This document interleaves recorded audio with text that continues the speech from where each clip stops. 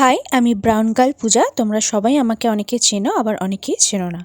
তো আমি হচ্ছি পূজা। আমি তোমাদের জন্য অনেক দিন পর একটা ভ্লগ নিয়ে এসেছি, যেটা তোমাদের আশা করি খুব ভালো লাগবে। আমার দিদির মেয়ের বিয়ে ছিল 6 তারিখে, তো 6 ফেব্রুয়ারি ছিল, তো সেটাই তোমাদের সাথে শেয়ার করলাম। তো প্রথমেই সকাল সকাল আমি আগের দিন বাপের বাড়ি পৌঁছে গেছিলাম। ওখান থেকে আমি সকাল সকাল স্নান টান করে গায়ে হলুদের পোশাক পরে আমি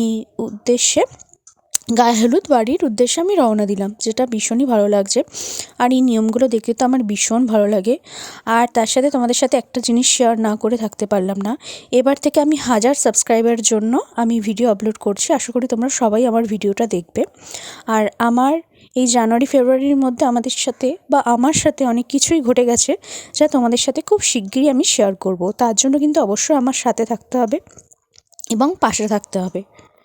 আমার সাথে কি হয়েছে, কি হয়নি, সব কিছুই আমি তোমাদের সাথে আস্তে আস্তে করে শেয়ার করব সমস্ত ভিডিওর মাধ্যমে। তোমাদের শুধু একটা কাজই করতে হবে, আমার চ্যানেলে একটু সাপোর্ট করতে হবে এবং অনেক অনেক ভালোবাসা দিতে হবে, যাতে আমি সেই ভালোবাসার চোটে আরও ভালো ভালো করে কাজ করতে পারি। আর তোমাদের সাথে শেয়ার করে দিচ্ছি, দেখো কি কি নিয়ম হচ্ছে সেগুলো।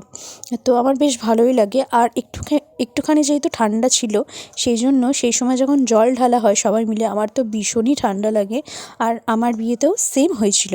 তো যারা যারা আজকে আমার নতুন চ্যানেলটিকে দেখছো, অবশ্যই সাবস্ক্রাইব করে পাশে থাকো।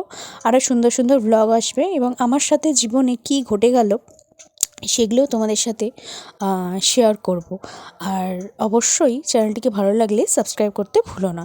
তো দেখো, তারপর খাওয়া দাওয়াও করে নিয়েছি। খাওয়া দাওয়া করে নিয়ে তোমাদের সাথে একটুখানি হালকা করে শেয়ার করে নিলাম। তারপর রাত্রিবেলা আমি অলরেডি সেজেগুজে চলে এসেছি, দেখতেই পাচ্ছ। গাড়িতে বাবা গাড়ি বুক করেছিল।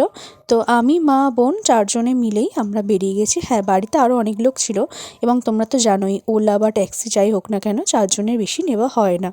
তো সবাই পরপর আসছে। তো যাই হোক, বিয়েবাড়িতে গিয়ে আমার বর অপেক্ষা করছে, আর তার জন্য আমি তাড়াতাড়ি করে রেডি হয়ে বেরিয়ে গেলাম। আর তাড়াতাড়ি মানে খুব বেশি তাড়াতাড়ি না, এটা এখনই বাজে 8টা। তো অলরেডি খাওয়া দাওয়া করলাম। খাওয়া দাওয়া না, জাস্ট গিয়ে সব ভাই বোনদের সাথে আড্ডা মারছিলাম। করতে করতেই দেখলাম বিয়ের সময় শুরু হয়ে গেল। তো এটা হচ্ছে সবথেকে বেস্ট মুহূর্ত। তোমাদের কেমন লাগে অবশ্যই জানিও। তো যাদের বিয়ে হয়েছে তাদের কাছে একদম বেস্ট একটা মুহূর্ত। আমার তো বেশ ভালো লেগেছে। তোমাদের কেমন লাগলো অবশ্যই জানিও। আরও সুন্দর সুন্দর ভিডিও তোমাদের সাথে শেয়ার করবো, লং এবং শর্ট। তো এবার থেকে আমি ভিডিও দেব এবং তোমরা অবশ্যই আমার পাশে থেকো।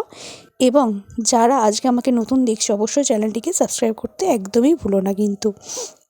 তো সেই হিসেবে আমার বিয়েবাড়িটা কিন্তু খুব ভালো কাটলো, যেহেতু অনেক বছর পর বিয়েবাড়ি পেলাম। চ্যানেলটিকে ভালো লাগলে টাটা, লাভ ইউ অল।